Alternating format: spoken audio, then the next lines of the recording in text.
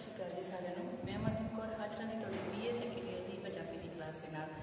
BA second year ਦੀ ਸਾਡੀ ਚੱਲ ਰਹੀ ਪੰਜਾਬੀ ਦੀ ਕਲਾਸ ਦੇ ਵਿੱਚ ਅਸੀਂ ਕਰ ਰਹੇ ਹਾਂ ਜੀ ਤੁਹਾਡੀ ਮੱਧਕਾਲ ਦੀ 24ਵੀਂ ਪੰਜਾਬੀ ਕਵਿਤਾ ਕਾਵਿ ਸੰਗ੍ਰਹਿ, ਜਿਸ ਦੇ ਵਿੱਚੋਂ ਅਸੀਂ ਜਿਹੜੇ ਹਨ ਤੁਹਾਡੇ ਕਵੀ ਜਿਹੜੇ ਤੁਹਾਡੇ ਕਾਵਿ ਸੰਗ੍ਰਹਿ ਹੈ ਜਿਸ ਵਿੱਚ ਅਸੀਂ ਤੁਹਾਡੇ ਕਵੀਆਂ ਦੇ ਬਾਰੇ ਵਿੱਚ ਜਿਹੜੀ ਆ ਚਰਚਾ ਕਰ ਰਹੇ ਹਾਂ।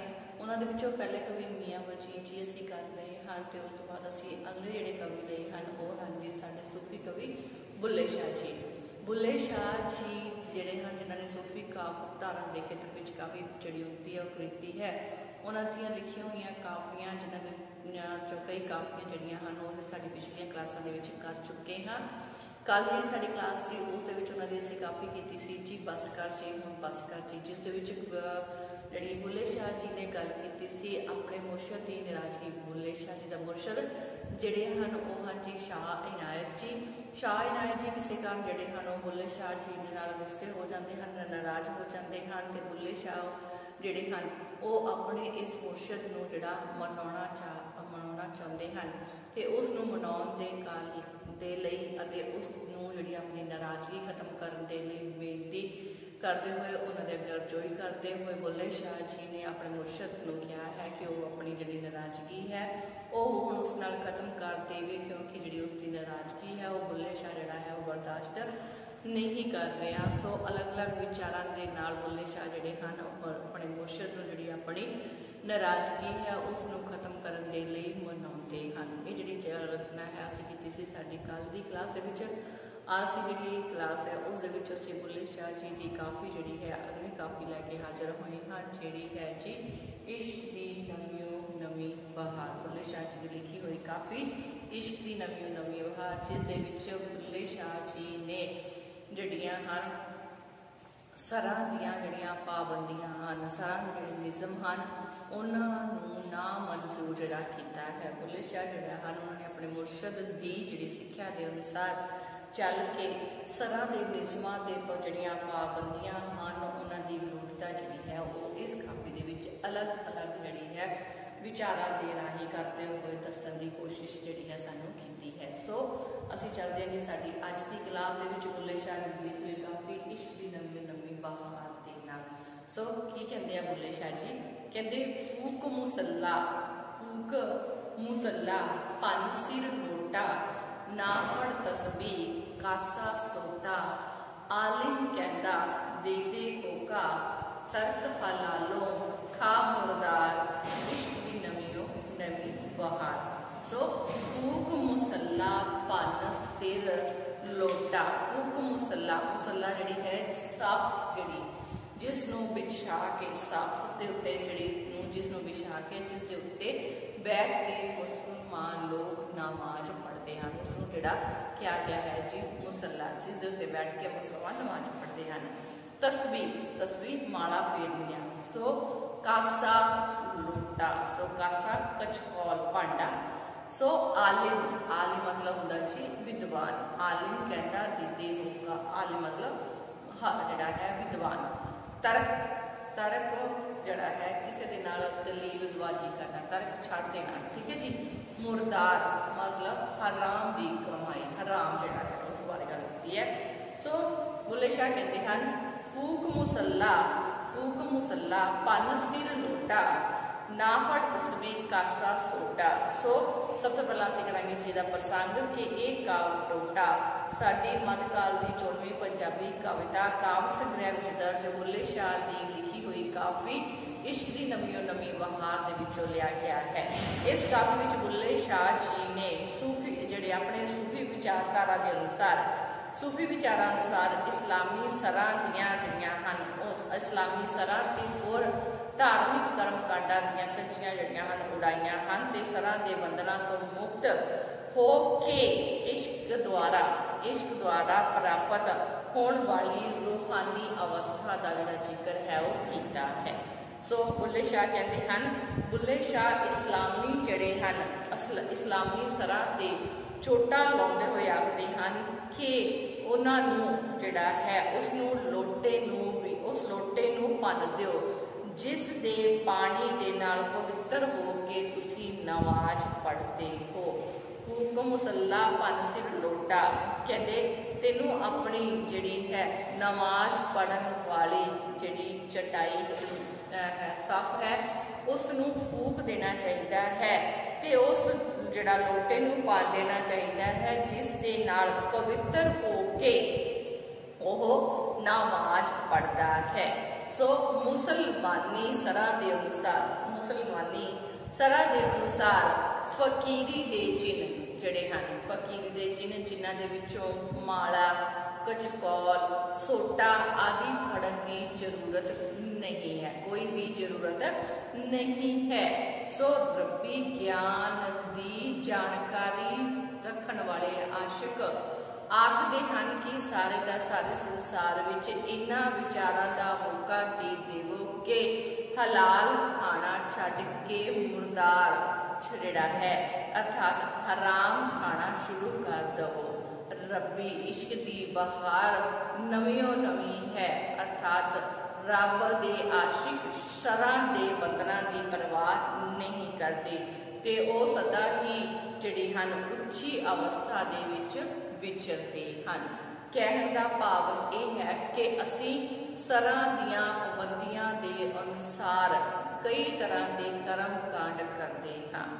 असी हर कोई जो किसी भी धर्म नाल संबंध रखने वाला चाहे क्यों ना होवे, हर कोई कहता है अपने धर्म के अनुसार कई तरह के कर्म कांड करता है, पर यह जिहे कर्म कांड रब की प्राप्ति दे विच सहायक नहीं हो सकते। रब नूं मनना है तो सानू दिलों मनना पवेगा। रब मनुख के अंदर वसदा है, पर मनुख नूं जिहड़ी है इस गल की जानकारी है ही नहीं। कहते जो मनुख रब नूं पाउणा चाहुंदा है उसनूं फिर अजिहे कर्म कांडां की लोड़ नहीं, और रब नूं खुद अपने अंदरों पा सकता है। सो इसे करके कहते हैं कि ये जिहड़े तू धार्मिक कर्म कांड मनुख कर रहा है, तू जिहड़ा नवा सफ बिछा जिहड़ा है चटाई बिछा के या सफ बिछा के जिहड़ा उस दे उत्ते बैठ के नमाज पढ़ता है, उस तो बाद तू होर कई धार्मिक कर्म कांड जिहड़े है लोटा जिस दे विच तू पानी पा के पवित्र हुंदा है, माला फेरदा है, उस तो बाद अपना हाथ विच कचकौल लैके कई तरह के कर्म कांड करता है। तो सो तेनों अजिहे कर्म कांडां की लोड़ नहीं है, रब तां तेरे अंदर वसदा है, सो तू अपने अंदरों उसनूं लभ लै।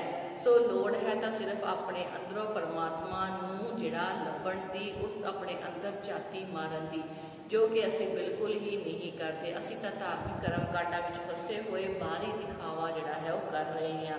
सो बुल्ले शाह जिहे बाहरी दिखावे नूं खत्म करना चाहुंदा है ते परमात्मा नूं सच्चे दिलों जिहड़ा है पाउण दी गल करदा है। सो अगे चलदे हैं जी अगले पैरे वल।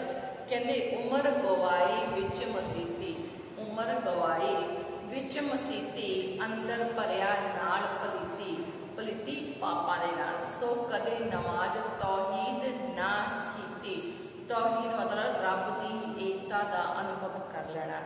सो कदे नमाज तौहीद ना कीती, हुण क्यों डरना करना ए शोर पुकार, इश्क दी नवीओ नवी बहार। सो इस्लामी धार्मिक कर्म कांडां दी तरजीहां उठाउंदे होए कहंदे हन कि इस्लामी कर्म कांड जिहड़े हन उन्हां दे अनुसार मुसलमान जिहड़े हन, कहते मुसलमान मोमन सारी उम्र पवित्र मसीतां दे विच गवा दिंदे हन।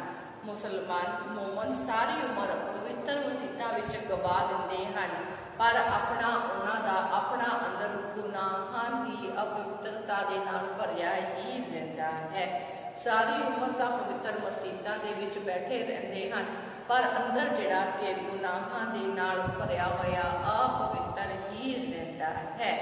सो कदे नमाज तौहीद ना कीती, कहते उन्होंने कदे सच्चे दिलों नमाज जिहड़ी है रब की जिहड़ी बंदगी है वो कीती ही नहीं, पर पिछों हुण कूक पुकार करन दा कोई फायदा नहीं हुंदा। हुण क्यों करना है शोर पुकार, कहते जदों तू सारी उम्र मसीतां दे विच पवित्र मसीतां दे विच कढ दित्ती, पर तेरा अंदर ही अपवित्र रह गया।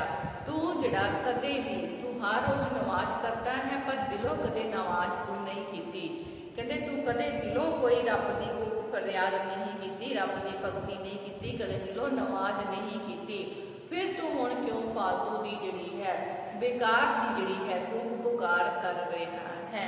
सो ये जिहड़ा इश्क है इस तो प्राप्त हुई ते रब्बी एक मिकता दी बहार जिहड़ी है वो हमेशा नवीं ही रहिंदी है ते इस नूं मानण वाले जिहड़े हन वो सुखां दे जिहड़ा सुख ही भोगते हैं। सो रब्बी इश्क की जिहड़ी बहार है वो सदा नवीं ही रहिंदी है। सो अगे चलते हैं, कहते जा मैं सबक इश्क दा पढ़िया, जा मैं सबक इश्क दा पढ़िया मस्जिद कोलों डाटा डरिया। जद मैं जा मैं सबक इश्क दा पढ़िया मस्जिद कोलों डाटा मस्जिद कोलों जियोड़ा डरिया। कहते भज भज ठाकुर द्वारे बड़िया घर विच पाया महरम जार इश्क दी नवीओ नवी बहार। सो जिहड़ा कवि है वो इश्क की जिहड़ी बहार की जिहड़ी गल करता हुआ कहता है कि इश्क की बहार सदा नवी ही रहती है। मुर्शिद की सिक्ख्या के अनुसार प्राप्त की हुई यह इश्क की जिहड़ी बहार है ये सदा ही नवी रहती है। सो इस्लामी कर्म कांड जिहड़े हन सलाह के निज़ाम हन पौड़वतियां हन उन्हां दी विरोधता जिहड़ी करता हुआ बुल्ले शाह कहता है कहते जा मैं शबक इश्क दा पढ़िया मस्जिद कोलों ड्यूड़ा डरिया। सो कहते इस्लामी जिहड़ा है सरा दियां कंचियां उड़ाउंदा होया बुल्ले शाह लिखता है कि जदों मैं अपने मुर्शिद पासों जदों मैं अपने मुर्शिद दे कोलों रब्बी इश्क दा सबक ले लिया। जदों मैं अपने मुर्शिद दे कोलों मुर्शिद की सिक्ख्या के अनुसार मैं रब्बी इश्क दा सबक ले लिया तां मेरा जिहड़ा दिल सी वो मस्जिद दे कोलों डरन लग पिया।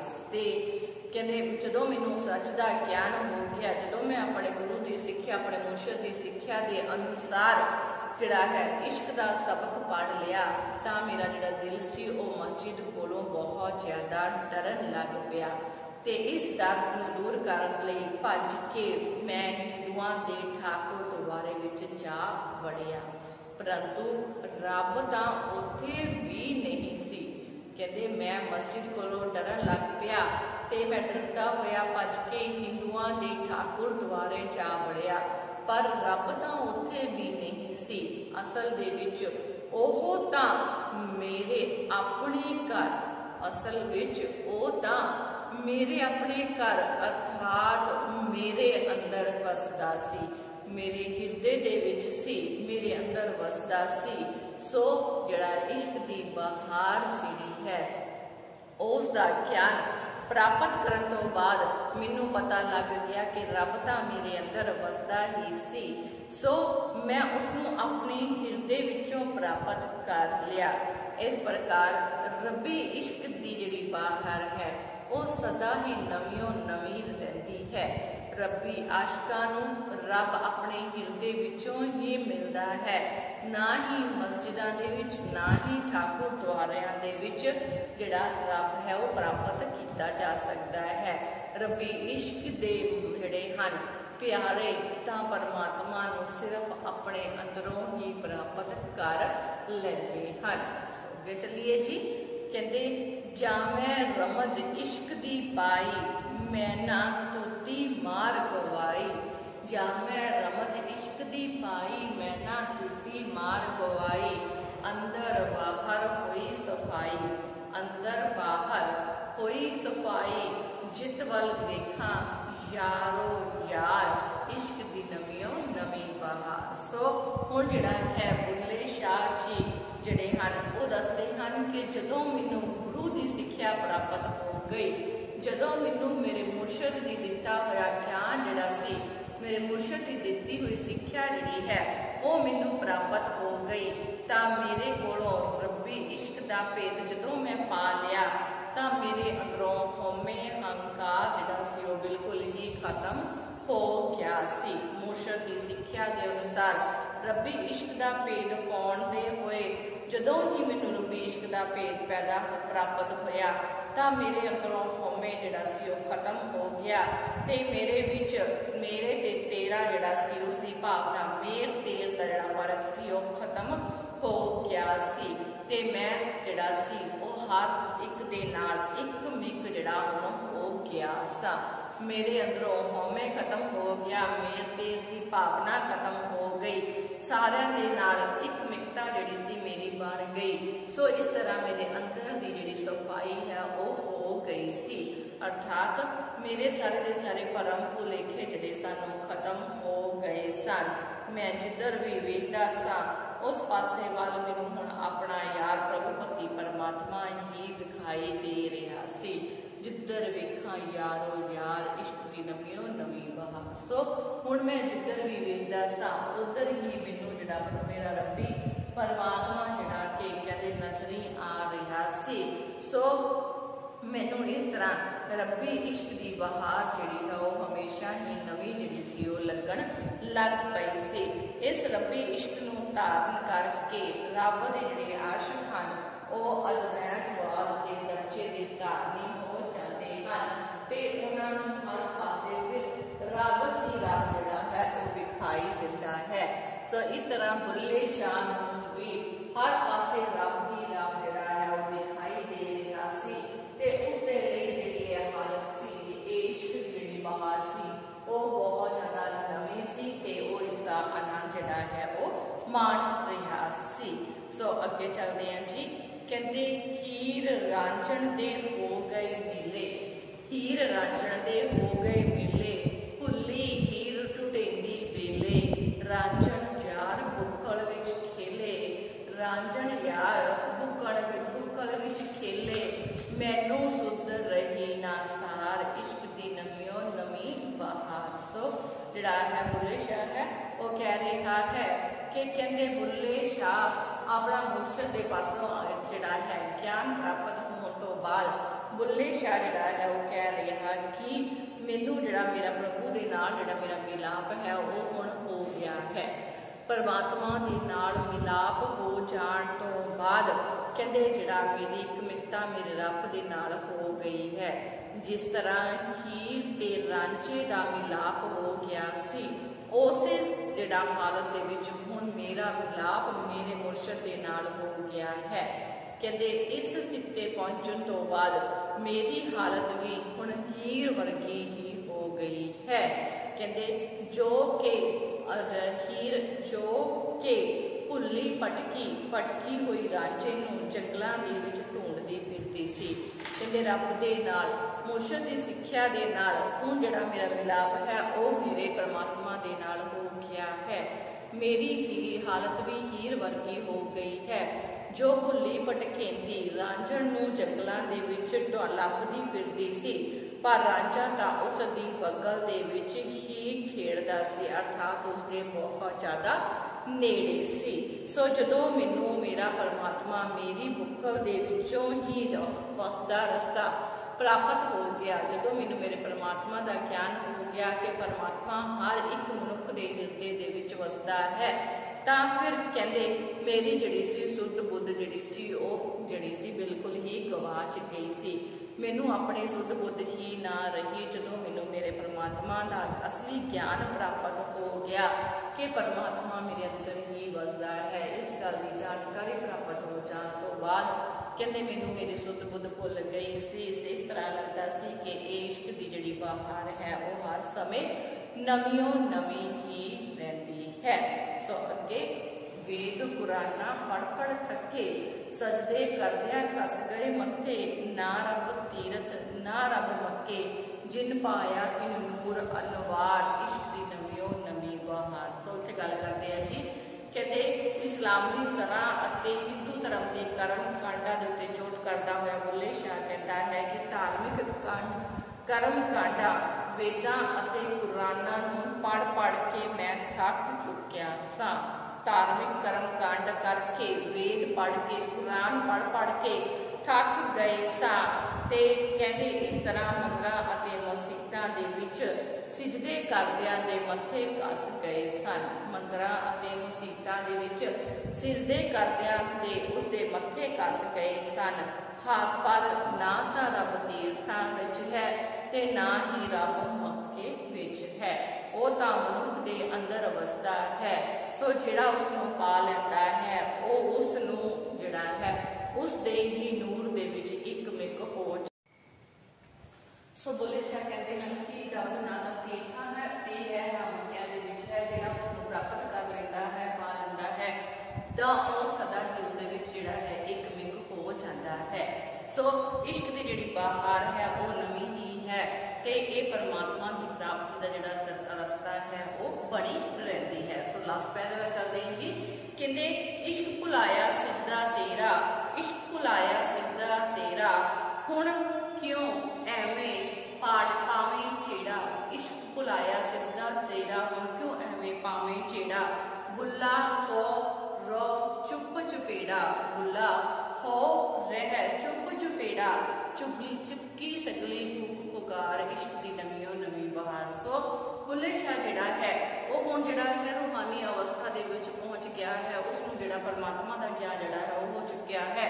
ਰੂਹਾਨੀ ਅਵਸਥਾ ਦੇ ਵਿੱਚ ਪਹੁੰਚਿਆ ਹੋਇਆ ਬੁੱਲੇ ਸ਼ਾਹ ਜਿਹੜਾ ਹੈ ਉਹ ਕਹਿ ਰਿਹਾ ਹੈ ਕਿ ਕਹਿੰਦੇ ਬੁੱਲੇ ਸ਼ਾਹ ਫਰਮਾਉਂਦਾ ਹੈ ਕਿ ਹੇ ਰੱਬਾ ਤੇਰੇ ਇਸ਼ਕ ਨੇ ਮੈਨੂੰ ਜਿਹੜਾ ਸਿਜਦਾ ਕਰਨਾ ਭੁਲਾ ਦਿੱਤਾ ਹੈ, ਮੈਂ ਹੁਣ ਮੰਦਰਾਂ ਮਸਜਿਦਾਂ ਜਾ ਕੇ ਸਿਜਦੇ ਕਰਨੇ ਭੁੱਲ ਗਿਆ ਹਾਂ, ਮੈਨੂੰ ਤੇਰੇ ਇਸ਼ਕ ਨੇ ਸਿਜਦਾ ਕਰਨਾ ਭੁਲਾ ਦਿੱਤਾ ਹੈ।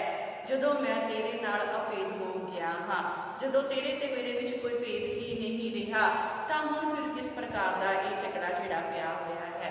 ਹੁਣ ਮੈਂ ਤੇਰੇ ਨਾਲ ਇੱਕ ਹੋ ਗਿਆ ਹਾਂ, ਤੇਰੇ ਵਿੱਚ ਹੀ ਅਭੇਦ ਹੋ ਗਿਆ ਹਾਂ, ਤਾਂ ਹੁਣ ਇਹ ਕਿਸ ਪ੍ਰਕਾਰ ਦਾ ਝਗੜਾ ਛਿੜਾ ਜਿਹੜਾ ਹੈ ਉਹ ਪਿਆ ਹੋਇਆ ਹੈ। ਸੋ ਕਹਿੰਦੇ ਹੁਣ ਮੈਨੂੰ ਚੁੱਪਚਾਪ ਕਰਕੇ ਬੈਠਣਾ ਚਾਹੀਦਾ ਹੈ, ਹੁਣ ਮੈਨੂੰ ਜਿਹੜੇ ਝਗੜੇ ਜਿਹੜੇ ਉਹ ਨਹੀਂ ਪਾਉਣੇ ਚਾਹੀਦੇ, ਹੁਣ ਮੈਨੂੰ ਜਿਹੜੀ ਹੈ ਮੇਰੀ ਜਿਹੜੀ ਸਾਰੀ ਕੁੱਕ ਪੁਕਾਰ ਖਤਮ ਹੋ ਗਈ ਹੈ। ਸੋ ਮੈਨੂੰ ਹੁਣ ਪਤਾ ਲੱਗ ਚੁੱਕਾ ਹੈ ਕਿ ਰੱਬ ਮੇਰੇ ਅੰਦਰ ਵਸਦਾ ਹੈ ਤੇ ਰੱਬ ਦੀ ਆਸ਼ਿਕ ਜਿਹੜੇ ਹਨ ਉਹਨਾਂ ਦੇ ਲਈ ਇਹ ਬਹਾਰ ਸਦਾ ਨਵੀਂ ਦੀ ਨਵੀਂ ਰਹਿੰਦੀ ਹੈ। ਸੋ ਤੇ ਇਹ ਪਰਮਾਤਮਾ ਤੇਰੇ ਗਿਆਨ ਦੇ ਨਾਲ ਹੀ ਮੈਨੂੰ ਜਿਹੜਾ ਹੈ ਤੇਰੀ ਪ੍ਰਾਪਤੀ ਹੋ ਗਈ ਹੈ, ਤੇਰੀ ਪ੍ਰਾਪਤੀ ਦੇ ਨਾਲ ਮੇਰੇ ਸਾਰੇ ਝਗੜੇ ਜਿਹੜੇ ਖਤਮ ਹੋ ਚੁੱਕੇ ਹਨ ਤੇ ਹੁਣ ਮੈਨੂੰ ਤੂੰ ਮੇਰੇ ਅੰਦਰੋਂ ਵਸਦਾ ਹੀ ਜਿਹੜਾ ਹੈ ਉਹ ਮਿਲ ਪਿਆ ਹੈ। ਸੋ ਮੈਂ ਤੇਰੇ ਨਾਲ ਭੇਦ ਹੋ ਕੇ ਜਿਹੜੀ ਸਾਰੀ ਮੇਰੀ ਭੁੱਖ ਪੁਕਾਰ ਜਿਹੜੀ ਹੈ ਉਹ ਖਤਮ ਹੋ ਚੁੱਕੀ ਹੈ ਤੇ ਮੈਂ ਜਿਹੜਾ ਹੈ ਇਸ਼ਕ ਦੀ ਨਵੀਂ ਬਹਾਰ ਦਾ ਆਨੰਦ ਜਿਹੜਾ ਹੈ ਉਹ ਮਾਣ ਲਿਆ ਹੈ। ਸੋ ਇਹ ਸੀ ਜੀ ਸਾਡੀ ਰਚਨਾ ਜਿਹੜੀ ਬੁੱਲੇ ਸ਼ਾਹ ਜੀ ਦੀ ਲਿਖੀ ਹੋਈ ਹੈ ਇਸ਼ਕ ਦੀ ਨਵੀਂ ਬਹਾਰ, ਜੋ ਕਿ ਇੱਥੇ ਖਤਮ ਹੁੰਦੀ ਹੈ। ਇਸ ਦੇ ਨਾਲ ਹੀ ਸਾਡੀ ਕਲਾਸ ਨੂੰ ਅਸੀਂ ਇੱਥੇ ਸਮਾਪਤ ਕਰਦੇ ਹਾਂ। ਮਿਲਦੇ ਹਾਂ ਸਾਡੀ ਅਗਲੀ ਕਲਾਸ ਦੇ ਵਿੱਚ ਸਾਡੀ ਨਵੀਂ ਜਿਹੜੀ ਬੁੱਲੇ ਸ਼ਾਹ ਜੀ ਦੀ ਕਾਫੀ ਦੇ ਨਾਲ। ਸੋ ਅੱਜ ਦੀ ਕਲਾਸ ਇੱਥੇ ਸਮਾਪਤ ਕਰਾਂਗੇ। ਧੰਨਵਾਦ ਜੀ।